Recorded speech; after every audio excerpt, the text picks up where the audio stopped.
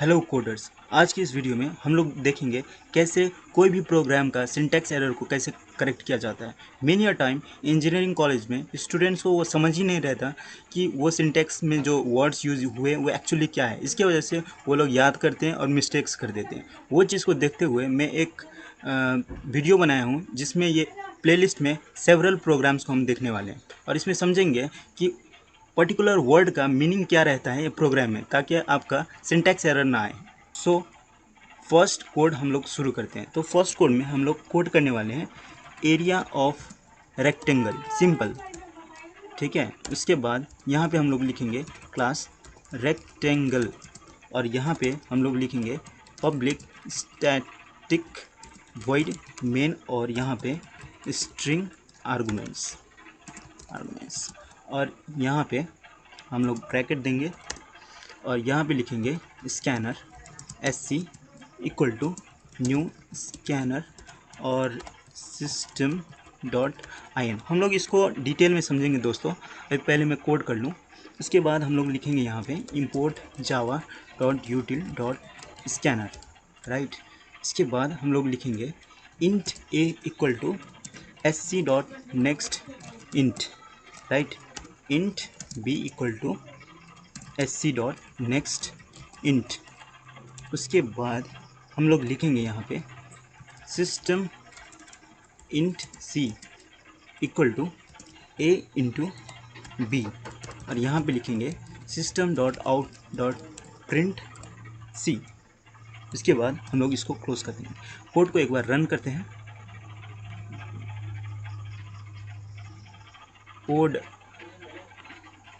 Run होने के बाद हम लोग को इनपुट करना है 2 और फिर से एक बार रन करते हैं। इनपुट करना है 2 और 3, तो आंसर आएगा 6।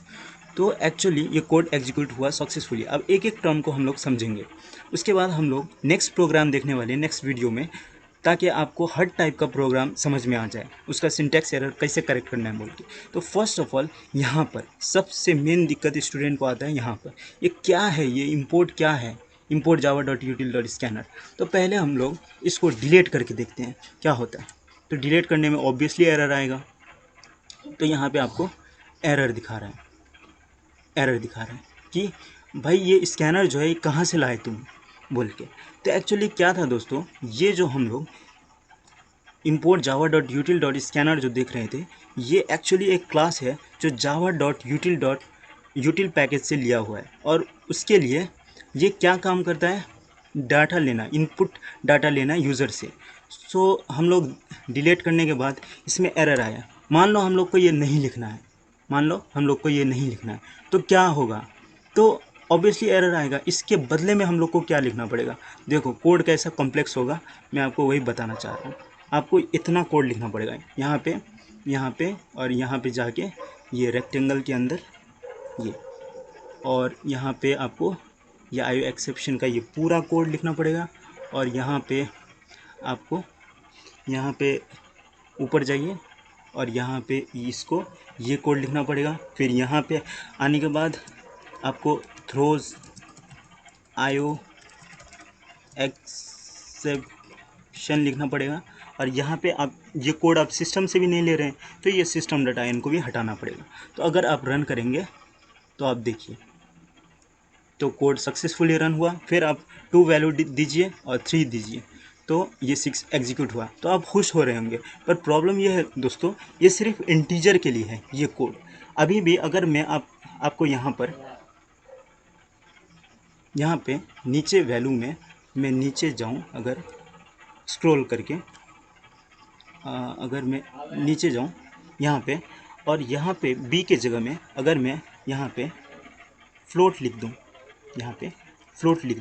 और यहाँ पे इंट फ्लोट लिख दूँ, तो ये पॉसिबल नहीं है दोस्तों। देखो मैं एग्जीक्यूट करता हूँ इसको और यहाँ पे देखो, अगर मैं यहाँ पे वैल्यू को चेंज करके डबल भी रख दिया, जो कि करेक्ट होना चाहिए था, तो ये भी फिर भी नहीं होगा। ये क्यों, ये बोल रहा है कि फ्लोट तो है ही नहीं। ये फ्लोट क्या है, मतलब कि यहाँ पे जो हम लोग कोड लिखे थे ये सिर्फ इंटीजर वैल्यू को लेगा यूज़र से, ना कि फ्लोट को या कैरेक्टर को।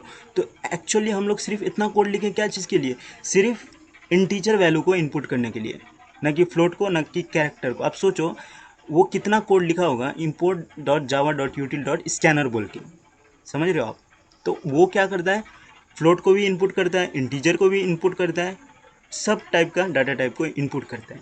तो इसलिए दोस्तों कोड का कॉम्प्लेक्सन बहुत ज़्यादा हो जाएगा बोल के हम लोग वो ये नहीं लिखते हैं पूरा डिटेल। अगर आप सोचोगे नहीं नहीं अब मेरे को ये भी इंपोर्ट नहीं करना है तो इसका भी अलग से कोड होगा। अगर आप बोलोगे ये भी इंपोर्ट नहीं करना है, कोड और कॉम्प्लेक्स होते जाएगा। आई होप यू अंडरस्टैंड कि हम लोग वो क्यों ले रहे हैं। तो अब हम लोग इसको क्या करते हैं, फिर पहले जैसा इसको कोड को कर देते हैं, बना देते हैं। तो या फिर इसको रन करके एक बार चेक कर लेते हैं कोड वर्क कर रहा है कि नहीं। ओके यहाँ पे अब हम लोग import java.util.scanner फिर से लिख लेते हैं। अब आपको समझ में आ गया होगा कि स्कैनर का इम्पोर्टेंस कितना है। अगर आप स्कैनर नहीं दिए तो आपको कितना कोड लिखना पड़ सकता है। तो इसलिए हम लोग स्कैनर के लिए ऑलरेडी जो कोड है कोई java.util में एक डेवलपर लिख के रखा हुआ है, वो कोड को हम लोग क्या कर रहे हैं, सिर्फ इंपोर्ट कर रहे हैं। उसकी वजह से सब प्रॉपर्टी इसमें आ गया। ऑब्जेक्ट बनाने के बाद scanner SC=new scanner system.in system से लिया हुआ है। अब उसके बाद ये है रेफरेंस। रेफरेंस का मतलब इसको दिखा के आप कुछ भी काम करा सकते हैं एक हिसाब से अगर सोचोगे तो ये क्या कर रहा है, ये रेफरेंस है। ये किसका रेफरेंस है, तो ये है, ये ऑब्जेक्ट का स्कैनर का रेफरेंस है। अब इसमें सब प्रॉपर्टी है कि हाँ वैल्यू को रीड करना है। और डॉट नेक्स्ट इंट का मतलब क्या है, यहाँ भी आप देख रहे हो इंट है, यहाँ भी इंट है। तो दोस्तों ये नेक्स्ट इंट ये बता रहा है कि हम लोग को सिर्फ इंटीजर डाटा टाइप लेना है। और ये इंट ये बताता है कि वेरिएबल का जो डाटा टाइप है वो इंटीजर है, ताकि इंटीजर वैल्यू ही इंटीजर डाटा टाइप में स्टोर हो। सिमिलरली यहाँ पर भी सेम चीज़ है। सो नेक्स्टली हम लोग देखेंगे ये स्कैनर ऑब्जेक्ट का क्या मतलब है।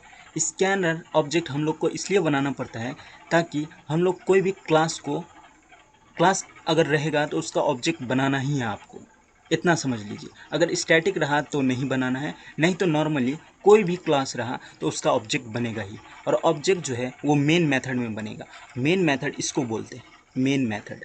आप ये सिंपल चीज़ है क्योंकि ये आपका चेंज नहीं होगा, तो इसलिए ये जो है आपको मेन मेथड कहलाता है। तो इसमें मेन मेथड में ये जो पब्लिक आप देख रहे हो इसका मतलब ये है कि आप इसका चीज़ मतलब इसका जो कंटेंट रहेगा उसको कहीं से भी एक्सेस कर सकते हो। मतलब कि ये जो चीज़ है उसको कहीं से भी एक्सेस कर सकते हो आप, इसका ये मतलब है। ये स्टैटिक का क्या मतलब है, स्टैटिक का मतलब ये है कि आपको इसका ऑब्जेक्ट बनाने का ज़रूरत नहीं। जैसे हम लोग इसका ऑब्जेक्ट बनाए ना, स्कैनर का ऑब्जेक्ट बनाए, स्कैनर क्लास का ऑब्जेक्ट बनाए थे, तो ये स्टैटिक का मतलब है कि ये मेथड का ऑब्जेक्ट नहीं बनेगा। तो सिमिलरली ये वॉइड का क्या मतलब है, वॉइड का मतलब ये है कि आपको इसमें कोई भी डाटा को रिटर्न करने का ज़रूरत नहीं है। अगले प्रोग्राम में हम लोग सीखेंगे इसका एक्चुअल मतलब क्या है, तो आपको समझ में आएगा। क्योंकि यहाँ पे वॉइड का मतलब ये है कि मैं यहाँ समझा देता हूँ। रिटर्न सी आप कभी देखे होंगे, तो वॉइड का मतलब क्या है, ये रिटर्न कुछ भी नहीं करना चाहिए। मतलब यहाँ अगर वॉइड है तो ये कभी भी नहीं आएगा यहाँ पे, ये ध्यान रख लो। मेन जो है ये मेथड का नाम है और यहाँ पे सिर्फ मेन ही होगा। क्यों, क्योंकि ये मेन मेथड है और ये सिस्टम से लिया गया है। अब सिमिलरली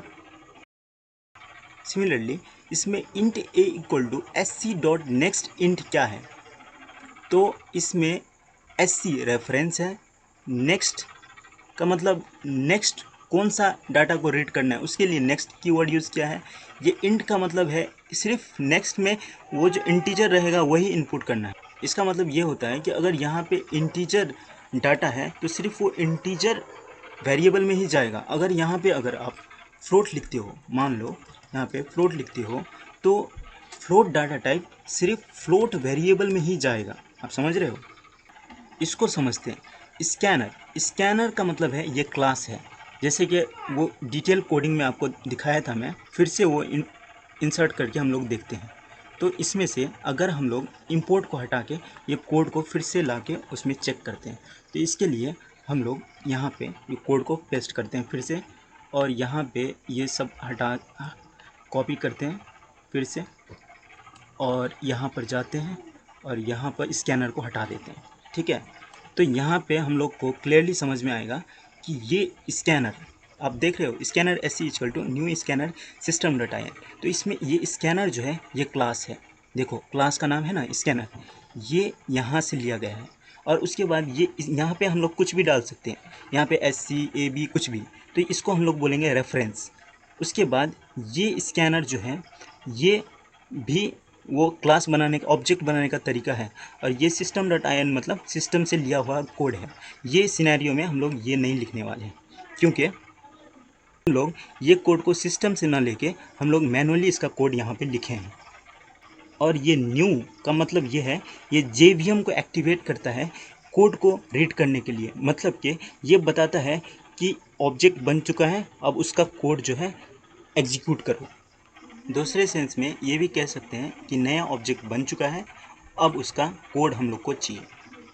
आई होप कि आपको पूरा प्रोग्राम का स्टेप बाय स्टेप गाइड मिल गया होगा। और ये system.out.print का सिंपली मतलब ये है, ये स्टेटमेंट को प्रिंट करेगा। इसका डिफरेंट मीनिंग है, आप इसमें मत जाओ, सिंपली आप ये समझो कि ये स्टेटमेंट जो है स्टेटमेंट को प्रिंट करने के लिए यूज़ होता है। नेक्स्ट वीडियो में हम लोग देखेंगे और डिफरेंट टाइप ऑफ प्रोग्राम्स, और उसमें जो यूज़ हुआ कीवर्ड्स जो है उसका मीनिंग क्या होता है। आपको अगर वीडियो अच्छा लगा तो लाइक एंड सब्सक्राइब ज़रूर करिएगा। शुक्रिया।